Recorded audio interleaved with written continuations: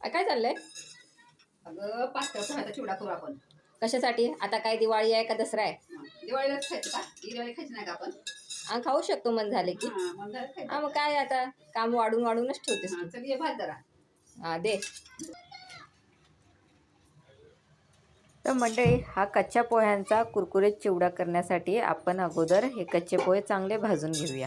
हे जास्त होते तर मी 2-3 बॅचेसमध्ये भाजून घेतले आहेत. तर तुम्हीही भाजून घ्या. मंद आचेवर ठेवा, नाहीतर खालून करपची शक्यता जास्त असते. असं हलवून हलवून छान भाजून घ्यायचं आहे. ह्या पोह्यांचा चिवडा बनवण्यासाठी आपल्याला कोणत्या सणाची गरज नाही आहे. वाटलं मनाला की करायचं घ्यायला. आता हा आपला चांगला भाजला जात आहे.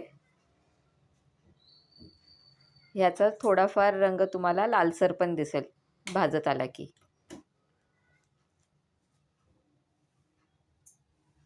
ह्याच्यासाठी साहित्य पण जास्त लागत नाही. एक तर लागतात शेंगदाणे, कढीपत्ता, लसूण आणि हळद आणि चवीनुसार मीठ आणि थोडंफार तेल. हे ऑइली पण नसतो चिवडा, ऑइल फ्री पण म्हणू शकता. आता हा माझा चिवडा सगळा भाजून झालेला आहे कच्च्या पोह्यांचा. आता मी घेतले एक मोठी पळी तेल. याच्यामध्ये मी शेंगदाणे चांगले कडक होईपर्यंत भाजून घेणार आहे. मग टाकणार आहे त्याच्यामध्ये लसूण. नंतर मग टाकते कढीपत्ता आणि मग टाकणार आहे जिरे. हळद मी याच्यामध्ये टाकणार नाही कारण मला कढई नंतर वापरायची होती भाजीसाठी, म्हणून मी कढई आता खराब करणार नाही आहे. मी हळद त्याऐवजी ह्या सगळ्या पोह्यांवर टाकणार आहे आणि हे तेल जे आहे कडक तापलेलं ते त्या हळदीवर सगळं